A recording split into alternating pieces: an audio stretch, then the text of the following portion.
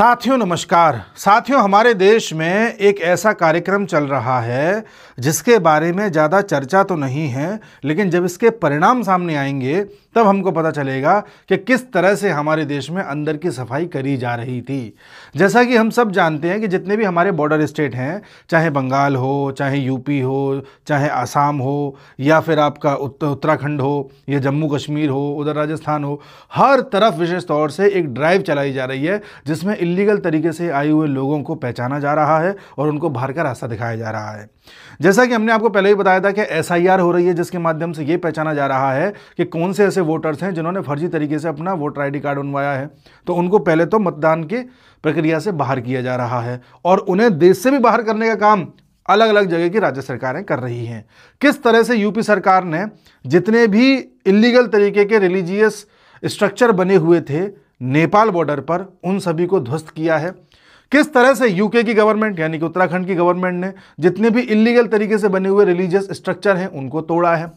किस तरह से जम्मू कश्मीर में ड्राइव चल रही है और अब तो आप देख रहे हैं कि बिहार में भी ऐसे व्यक्ति को होम मिनिस्टर बना दिया गया है कि जब से वो आए हैं तब से बुलडोजर चला रहे हैं। उसी प्रकार से हम देख रहे हैं असम में हेमंत बिस्वा शर्मा लगातार इस प्रकार की प्रक्रियाओं को आगे बढ़ा रहे हैं जिससे असम की सफाई की जा सके। इसके बारे में ज़्यादा सुनाई नहीं देता, ज़्यादा चर्चाएं नहीं होती, लेकिन रिजल्ट देखना, ऐसी सफाई मिलेगी देश की कि जिसके बाद अपने आप आतंकवाद ना के बराबर हो जाएगा। किले के दरवाजे हमेशा अंदर से खुलते हैं। तो ये सब हम एक तरफ से देख रहे हैं। दूसरा, कांग्रेस ने 2015 में एक ऐसी गलती कर दी थी जो गलती कांग्रेस अभी भी कर रही है। मैंने एक वीडियो में आपको बताया था किस तरह से कर्नाटक में कुर्सी की लड़ाई चल रही है और किस तरह से डीके शिव कुमार और वहां पे सिद्धारमैया आपस में लड़ रहे हैं कि मैं सीएम। और इन सब में आप देखना कुछ नहीं होगा, कांग्रेस के हाथ से सरकार चली जाएगी। इसी तरह से कांग्रेस सेम तरीके से राजस्थान में कर रही थी, जहां पर सचिन पायलट किस तरह से बिल्कुल बागी हो गए थे। वो तो अशोक गहलोत ने जैसे तैसे मामला साध लिया, वरना वहां भी टूट गई थी। किस तरह से हिमाचल प्रदेश में हुआ था, किस तरह से सेम प्रक्रिया आप देख रहे हैं आंध्र प्रदेश में, आप देख चुके हैं, किस तरह से एमपी में आप देख चुके हैं। हर जगह कांग्रेस का यही हाल हुआ है। और ऐसे ही एक बदहाली कांग्रेस की हुई थी 2015 में, जब हेमंत बिस्वा शर्मा कांग्रेस से बाहर चले गए थे।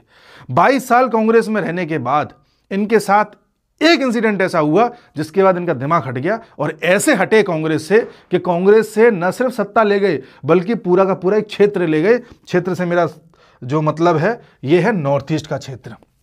आज नॉर्थ ईस्ट के ज्यादातर राज्यों में एनडीए की सरकार है, असम में तो बीजेपी की ही सरकार है मोटे तौर पर। तो एक टाइम था यहाँ कांग्रेस का पूरा अच्छा खासा गढ़ हुआ करता था। ये हेमंत बिस्वा शर्मा ऐसे गए कि सरकार भी लेके गए, पूरा का पूरा क्षेत्र भी लेके गए। और इस कदर इनका ईगो हर्ट है राहुल गांधी को लेकर के कि ये पूरी कोशिश कर देंगे लेकिन यहाँ पर कांग्रेस नहीं आने देंगे।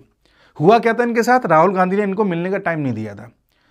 राहुल गांधी अपने कुत्ते को खिला रहे थे लेकिन इनसे मिलने के लिए टाइम नहीं था। और फिर जब मिले भी तो इनके लिए जिस प्लेट में बिस्किट दिए गए उसी प्लेट में से बिस्किट निकाल करके अपने कुत्ते को दे रहे थे राहुल गांधी। इस लेवल की बेइज्जती जब इन्होंने देखी 22 साल पार्टी को देने के बाद, तो उन्होंने कसम खा ली कि अब यहां से निकलो। तो इस तरह से कांग्रेस अपनी बेकदरी पहले करा चुकी है। कांग्रेस वही चीज अब फिर से रिपीट कर रही है और फिर जब हारेगी तो बाद में कहेगी कि ईवीएम खराब है, कि साहब वोट चोरी हो रही है, कि इलेक्शन कमीशन में गया, पता नहीं क्या क्या कहेंगे। तो ये एक बैकग्राउंड मैंने आपको बता दिया। इस वीडियो को मैं लेकर के आया क्या बताने के लिए, आप खुद हेडिंग देखिए। असम में लगभग 6000 बीघा वन भूमि को साफ किया गया है उन लोगों के द्वारा जो वहां पर इलीगल तरीके से एनक्रोच करके बैठे हुए थे। यानी कि लगभग 1700 घर ऐसे थे जो वन भूमि पे बनाए हुए थे, फॉरेस्ट लैंड पर बनाए हुए थे। उन सब के घर वहां से साफ कर दिए गए हैं, वहां से हटा दिया गया है और वन भूमि को इन लोगों से मुक्त करा लिया गया है। इस बात को लेकर के कुछ लोगों के आंसू टपक रहे हैं। जाहिर सी बात है जिन लोगों को हटाया गया है ये सब इलीगल तरीके से वहां रह रहे थे। जाहिर सी बात है किसी एक विशेष समुदाय के थे। तो एक नैरेटिव बनाया जा रहा है कि वहां पर तो मुसलमानों के खिलाफ सब कुछ हो रहा है, ये तो सरकार बिल्कुल आरएसएस के मॉडल पर चल रही है, ये तो एंटी इस्लामिक सरकार चल रही है। इस तरह से पूरा एक माहौल बनाया जा रहा है, जबकि जो माहौल बनाने वाले लोग हैं वो लोग ऐसे हैं कि सिर्फ बात कर रहे हैं हवा में। अगर तुमको लगता है कि वास्तव में किसी के साथ कुछ गलत हो रहा है तो तुम कोर्ट चले जाओ। लेकिन कोर्ट नहीं जा रहे हैं, सिर्फ माहौल बना रहे हैं और एक विशेष समुदाय को भड़काने का प्रयास कर रहे हैं। ठीक है जी, किस तरह से देखिए, जमाते उलेमा ए हिंद का जो प्रेसिडेंट है अरशद मदनी, उसका कहना यह है कि यहां पर भेदभाव करके लोगों को हटाया जा रहा है। जो हिंदू हैं उनको वहीं रहने दिया जा रहा है, जो मुसलमान हैं उनको हटाया जा रहा है। इस बात पर हेमंत बिस्वा शर्मा ने कहा है कि मैं चैलेंज करता हूं, एक भी परिवार ऐसा दिखा दो जहां मैंने भेदभाव किया हो, तो जो कहोगे वो करूंगा, लेकिन अगर तुम मेरे काम में टांग अड़ाओगे। ये बात तो हेमंत बिस्वा शर्मा 3 महीने पहले ही कह चुके हैं, समय समय पर कहते आए कि ये जो मैं एनक्रोचमेंट हटाने का काम कर रहा हूं, अगर इसके बीच में कोई आया तो मैं उसे जेल में डाल दूंगा, चाहे वो कोई भी हो। और ये भी कह चुकी है कि अरशद मदनी है कौन, ये कोई खुदा है या कोई सरकार है या है क्या, इसकी बात क्यों सुनी जाए। इस लेवल से डेडिकेशन दिखाते हुए हेमंत बिस्वा शर्मा असम में ये पूरी ड्राइव चला रहे हैं। अब आप देखिए, मैं आपको एक एक सारी कहानी समझाऊंगा कि हो क्या रहा है। देखिए, अच्छा आप कहोगे इसमें तो अदालत बीच में आ जाएगी, इसमें तो कोर्ट रुकवा देगी। कोर्ट ने ही कहा था, जी हाँ, असम की हाई कोर्ट कह चुकी है कि भाई जितनी भी वन की भूमि को कब्जा कर लिया गया है इसे मुक्त कराइए। सुप्रीम कोर्ट कह चुकी है, कई राज्यों से कह चुकी है कि कब्जाई हुई वन भूमि को मुक्त कराइए। अच्छा, हैरान आप होंगे जान करके कि कब्जाई हुई वन भूमि केवल एक ही राज्य में नहीं है, कई राज्यों में, कुछ क्षेत्र तो गुजरात में भी है। अब हैरानी की बात यह है कि वहां लंबे समय से बीजेपी की सरकार है, तो फिर वहां कैसे कब्जा ली गई। कब्जा ऐसे ली गई क्योंकि पहले जब कांग्रेस की सरकार हुआ करती थी, या पूरा इकोसिस्टम अभी भी है, आप कहीं भी किसी को जरा भी डिस्प्लेस करेंगे, तुरंत एनजीओ आकर के खड़ा हो जाएगा कि आप मानव अधिकारों के साथ खेल रहे हैं। तुरंत लोग सड़कों पर बैठ जाएंगे कि हम यहां पर विस्थापित नहीं होने देंगे, लोगों को हटाया जा रहा है, उनसे आवाज छीने जा रहे हैं। तुरंत वर्ल्ड लेवल पर एक इंडेक्स निकल आएगा इंडिया का कि भारत मानव अधिकार के मामले में बिल्कुल नीचे है। आप याद कीजिए किस तरह से जब सरदार सरोवर डैम बन रहा था गुजरात में, तो नर्मदा बचाओ आंदोलन चला दिया गया। क्या कहा गया कि कई ऐसे समुदाय हैं जो विस्थापित हो जाएंगे, कई ऐसे लोग हैं जो वनों में रहते हैं, आदिवासी लोग, वो विस्थापित हो जाएंगे, कईयों का जीवन इधर उधर हो जाएगा, हम इसको नहीं बनने देंगे। इस तरह से कर रहे थे। आप कहीं पर एक पेड़ काटने चले जाइए तो कुछ लोग आकर के प्राण खोल करके बैठ जाएंगे कि हम प्राण दे देंगे लेकिन पेड़ नहीं कटने देंगे। ठीक है, वैसे तो तुम पेड़ नहीं कटने दोगे, और वैसे कुछ लोग इलीगल तरीके से इन्हीं पेड़ों को काट करके वहां अपना आवास बना करके रह रहे हैं, उस बारे में तुम कुछ नहीं बोलोगे। जब इनको हटाया जाएगा तो तुम आकर के रोओगे, तुम बोलोगे कि इन लोगों के मानवाधिकार का उल्लंघन हो रहा है।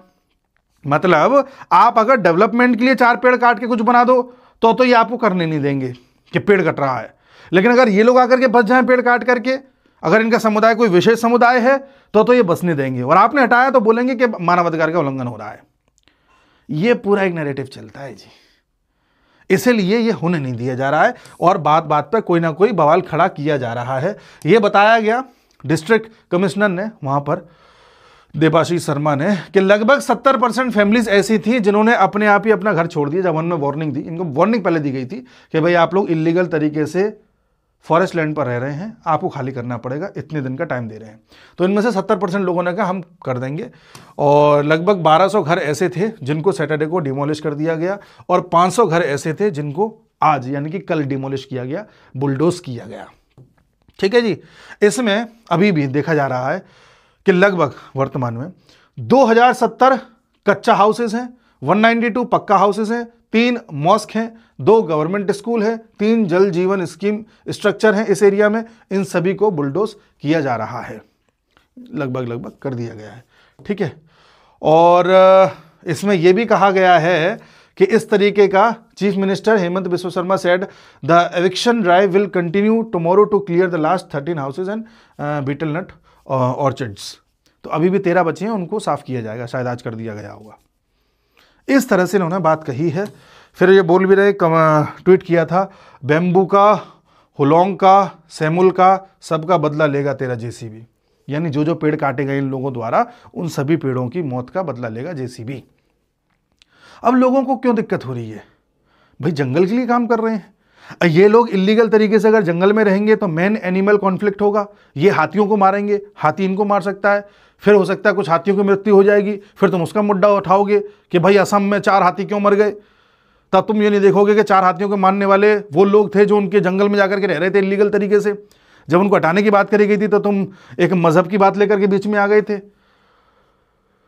ये एक पूरा मामला चल रहा है, लेकिन हेमंत बिस्व शर्मा कह रहे हैं कि भाई मैंने ठान लिया है कि मैं अपने तरीके से काम करूंगा, मैं किसी की नहीं सुनने वाला, और जैसे मुझे करना है जो मेरे प्रदेश के लिए होगा वो करूंगा, कोर्ट के आदेश के अनुसार करूंगा और कानून के दायरे में रह करके करूंगा।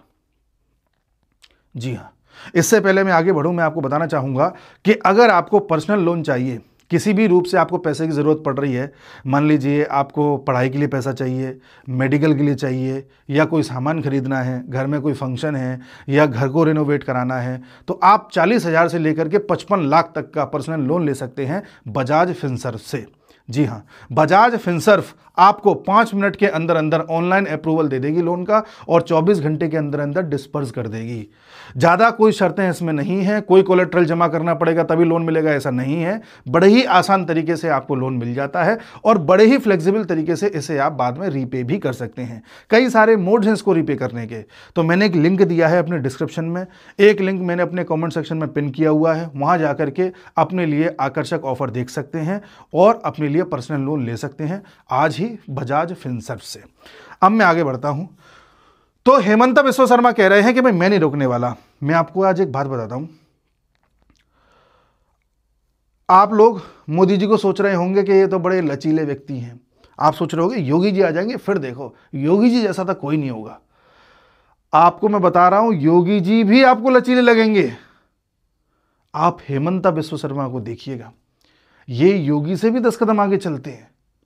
योगी जी तो कहते हैं कि फलाना आदमी गड़बड़ है, मैं इसको ठीक करूंगा, वो उस फलाने आदमी की अथॉरिटी को मानते हैं योगी जी, हाँ ये बदमाश है, ये तो ये कहते हैं ये है कौन, हटा से, ये अप्रोच है इनकी।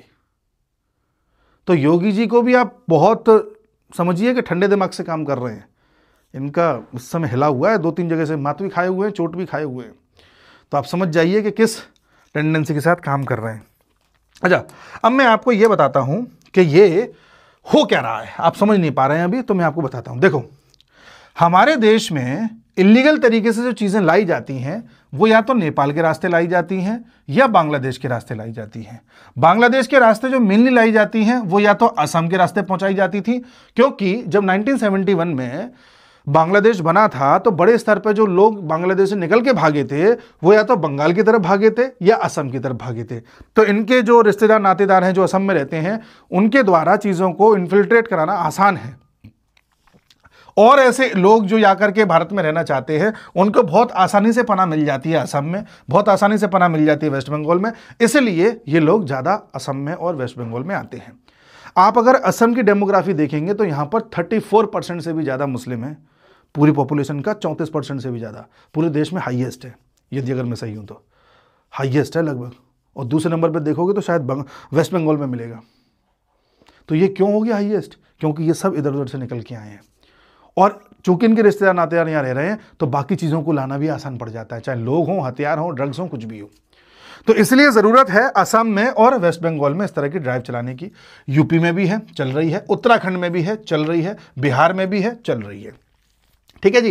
इधर पाकिस्तान की तरफ से क्या होता है उसको लेकर के तुम शुरुआत से ही अलर्ट में हैंगे। बांग्लादेश को एक सॉफ्ट, इन्होंने एक पोजीशन ऐसी बनाई है, बांग्लादेश की एक ऐसा गढ़ बनाया है जहां से चीज़ें ऑपरेट करी जा रही हैं। अभी भी जो हुआ था दिल्ली में ब्लास्ट, यकीन मानिए बांग्लादेश से ही इसके सारे सूत्र जुड़ते हैं। तो सरकार बांग्लादेश की तरफ से इस पूरे खेल को खत्म करना चाहती है, इसलिए असम में और आने वाले समय में अगर वेस्ट बंगाल में बीजेपी की सरकार आ जाती है तो वहां भी आप इस तरह की ड्राइव देखेंगे। अभी तो वेस्ट बंगाल में SIR के माध्यम से ही छटनी करी जा रही है। हालांकि असम में जो बांग्लादेशी 1971 के बाद आकर के बस गए थे उनको छांटने के लिए एक NRC कराई गई थी। ये NRC बहुत पहले हो जानी चाहिए थी, 1986 के आसपास हो जानी चाहिए थी, लेकिन टलती रही और फाइनली 2019 में जाके हुई, जिसके बाद लगभग 19 लाख से ज्यादा ऐसे लोग छांटे गए थे जो यहां के रहने वाले नहीं थे और इन्हें डिपोर्ट करना था बांग्लादेश में या रोहिंग्यास के रूप में, पर वो अभी तक हो नहीं पाए, डिटेंशन सेंटर में ही रह रहे हैं। अभी भी आप देखोगे तो ऐसे और ज्यादा निकलेंगे जिनको डिटेंशन सेंटर में रखना होगा या वापस बांग्लादेश भेजना होगा, क्योंकि रोहिंग्यास भी इधर से आए हैं। ठीक है जी। अब जब ये रोहिंग्यास और बांग्लादेशी यहां पर आ गए थे तो इन्होंने आकर के इलीगल तरीके से सरकारी भूमि पर, वन की भूमि पर अपने आवास बनाए और रहने लग गए। चूंकि ये आगे जाकर के वोट बैंक बने एक विशेष पार्टी के, तो उस विशेष पार्टी ने भी इनको कभी हटाने की कोशिश नहीं करी कि भाई ये इनको वोट दे रहे हैं, अपना चल रहा है, कोई दिक्कत नहीं है। जैसे आज आप देख लीजिए बंगाल में क्या होता है, ममता बनर्जी किस तरह से इनको पाल रही हैं, पोस रही हैं, किस तरह से ये उनके काम आ रहे हैं। इसी वजह से इनको ना कोई आज तक हटाने वाला आया और ना ही इनके खिलाफ कोई कड़े कानून और कोई ज़्यादा इस तरह की ज्यादती की गई। लेकिन अब चूंकि हमें अपने संविधान के अनुसार चलना है, नियम कायदे कानून के अनुसार चलना है, तो इनको दिक्कत हो रही है। ठीक है, एक चीज़ और देखिए, केवल इतना ही नहीं है कि ये लोग इलीगल तरीके से आ गए और हमें अपने आसाम को इनसे साफ करना है, इतना ही नहीं है, केवल एक और भी चीज़ है। देखिए, भारत भूटान के साथ मिलकर के एक बड़े प्रोजेक्ट पे काम करना चाहता है। भूटान ने एक कसम खाई है कि हम अपने यहाँ लगभग 1000 स्क्वायर किलोमीटर की ग्रीन सिटी बनाएंगे, जो कि असम बॉर्डर के पास होगी, और ये पूरी तरह से ग्रीन सिटी होगी। इसको इन्होंने, भूटान ने नाम भी दिया है, देखिए मैं आपको दिखाता हूं, इसे इंटरनेशनल सिटी बोला गया है, और इसका नाम मैं आपको दिखाता हूं, एक सेकंड, ये गेलेपू माइंडफुलनेस सिटी, गेलेपू माइंडफुलनेस सिटी इसका नाम है। ये पूरी तरह से ग्रीन होगी। यहाँ पर उसी तरह के कार्य किए जाएंगे जिसमें किसी तरह का कोई पॉल्यूशन ना होता हो, कोई एमिशन ना होता हो। जैसे आईटी सेक्टर से संबंधित कुछ हो गया, हेल्थ सेक्टर से हो गया, एजुकेशन सेक्टर हो गया, रिसर्च का कोई काम हो गया, इस तरह की यहाँ चीज़ चलेगी। और धीरे धीरे हो सकता है यहाँ पर क्रिप्टो करेंसी भी चलने लग जाए। तो भूटान का एक ऐसा प्रोजेक्ट है जो आने वाले समय में भूटान की इकोनॉमी को बहुत अच्छा बूस्ट देगा, भूटान की इकोनॉमी को। और ये असम के बॉर्डर पर ये करने वाले हैं इस प्रोजेक्ट को। भारत ने कहा है कि हम इसमें इन्वेस्टमेंट करना चाहते हैं, हम आपकी मदद करेंगे। और आने वाले समय में भारत देखना, असम के भी एक बड़े पोर्शन में इस तरह का प्रोजेक्ट चलाएगा, जिससे कि भारत और भूटान दोनों मिल करके एक बड़ा शहर बना करके इस तरह के प्रोजेक्ट को आगे बढ़ा सकें और दुनिया भर का इन्वेस्टमेंट यहाँ ला सकें।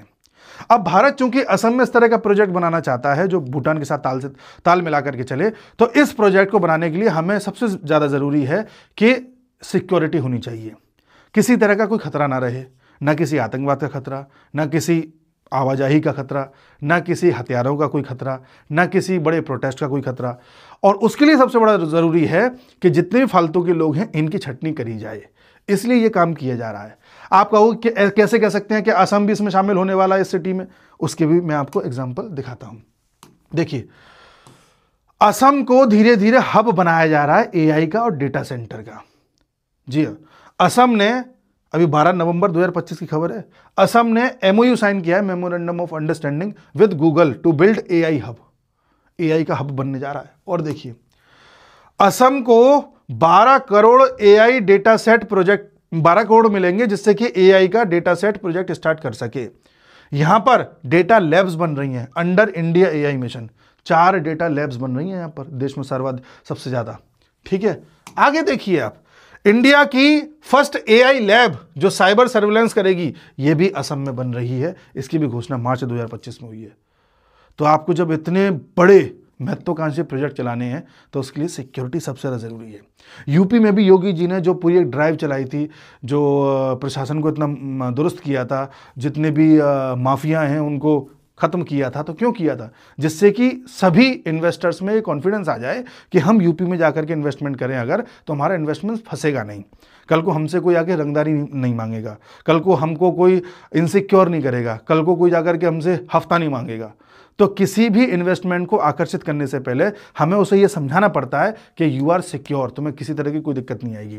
इसलिए यह काम असम में भी किया जा रहा है। जितने भी घुसपैठिए हैं देश की अलग अलग राज्यों में जाकर के सरकारी जमीनों पर और इस तरह की वन भूमियों पर ही जाकर के बसे हैं। इसका मैं उदाहरण आपको एक और दिखाता हूं। ये देखिए, जम्मू और कश्मीर में लगभग 19,000 हेक्टेयर जमीन ऐसी है, वन जमीन ऐसी है जिस पर ये इल्लीगल तरीके से रह रहे हैं और कब्जा करके बैठे थे। ये तो अब जब मनोज सिन्हा वहाँ के लेफ्टिनेंट गवर्नर बने हैं, उनको रिपोर्ट दी, उस रिपोर्ट के बाद उन्होंने जब जांच पड़ताल करी तब उन्होंने पाया कि हाँ ऐसा है। तो धीरे धीरे उन्होंने जम्मू की कुछ ज़मीनों को वहाँ से रिहा कराना स्टार्ट किया है और कई रोहिंग्याज ऐसे पकड़े गए हैं जो जम्मू के जंगलों की ज़मीनों पर कब्जा करके अवैध तरीके से रह रहे थे। अभी क्यों पता चला, पहले क्यों नहीं पता चला? क्योंकि पहले जो भी सरकारें यहाँ आ रही थी सबको ये वोट देते थे जाके, चाहे महबूबा मुफ्ती की सरकार हो, चाहे शेख अब्दुल्ला या उमर अब्दुल्ला इनकी हो। समझ जाइए किस तरह से इन्हें पाला पोसा गया है। ठीक है जी, आगे देख लीजिए, उत्तराखंड में लगातार इल्लीगल मज़ार्स को ध्वस्त किया जा रहा है, ये देखा जा रहा है, क्योंकि बाहर देखने पर तो लगता है कि कोई अंदर स्ट्रक्चर है, कोई कब्र है, कुछ इस तरह से इनका है कुछ रिलीजियस, लेकिन जब बुलडोज किया जाता है तो पाया जाता है कुछ नहीं है, 4 ईंटें रख के और एक कपड़ा डाल करके उसे मजार घोषित कर दिया और क्षेत्र को कब्जा लिया है। एक मजार टाइप की बड़ी सी बना देंगे, छोटे छोटे 4-6 घर बना लेंगे उसके आसपास, जिससे इन्हें कोई हिलाए नहीं कभी। उत्तराखंड में भी ये ड्राइव बड़े स्तर पर चल रहा है, तो उत्तराखंड में चल रहा है, असम में चल रहा है, जम्मू में चल रहा है, यूपी का आप जानते ही हैं, बिहार में स्टार्ट हो चुका है, जगह जगह पर चल रहा है। जहां जहां की खबरें आ रही है वहां की बता रहा हूं। तो इन्हीं स्टेट्स में क्यों चल रहा है? ये सब बॉर्डर स्टेट्स हैं। इंशाल्लाह वेस्ट बंगाल में भी चलेगा। तो जितने भी लोग इस देश के निवासी हैं उनको ये समझने की आवश्यकता है कि ये किसी धर्म के खिलाफ नहीं चल रहा है, ये उन लोगों के खिलाफ चल रहा है जो बाहर से आए हुए तत्व हैं और यहां रह करके ऐसी हरकतें करते हैं जिससे कि एक धर्म विशेष उस दायरे में आ जाता है कि भाई उस पर शक होने लग जाता है। ये नहीं होना चाहिए। अगर आप भी शांति के पक्षधर हैं, आप भी चाहते शांति रहे, तो ऐसे लोगों को खोजने में, निकालने में, भगाने में मदद करें। आप भी इस देश के नागरिक हैं, सब इस देश के नागरिक हैं, क्यों ना हम अच्छे से रहें, क्यों ना ऐसे लोगों को छांट छांट के साफ करें जो गड़बड़ करते हैं, चाहे वो किसी भी मजहब के हों, किसी भी जाति के हों, कोई मतलब नहीं है। तो इस तरह से हमें सोचना चाहिए। तो अब आप समझ पाए होंगे कि क्या कारण है कि इस तरह के ड्राइव इन्हीं स्टेट्स में चल रहे हैं। क्योंकि एक तो बॉर्डर स्टेट है, यहाँ से हथियार, ड्रग्स ये सब मंगाना आसान पड़ता है, तो हमें वो रोकना है। और दूसरा, कहीं कहीं स्टेट्स में हमें इस तरह के प्रोजेक्ट चलाने हैं जो आगे जाकर के हमारे लिए एक दूरगामी परिणाम लेकर के आएंगे, जैसे असम। तो हमें उस हिसाब से भी वहाँ की भूमि को बिल्कुल सिक्योर बनाना है, इसलिए ये सब चल रहे हैं। और ऐसी चीज़ों में काम आते हैं योगी जी, हेमंत बिस्वा शर्मा, इस तरह के लोग, इसलिए ये सब हो रहा है। तो मैंने इसलिए बताया या शीर्षक रखा कि don't underestimate Himanta Biswa Sarma. उम्मीद है समझा पाया हूँगा। मैंने लिंक्स दे रखे हैं। मिलते हैं अगले वीडियो में, तब तक के लिए नमस्कार।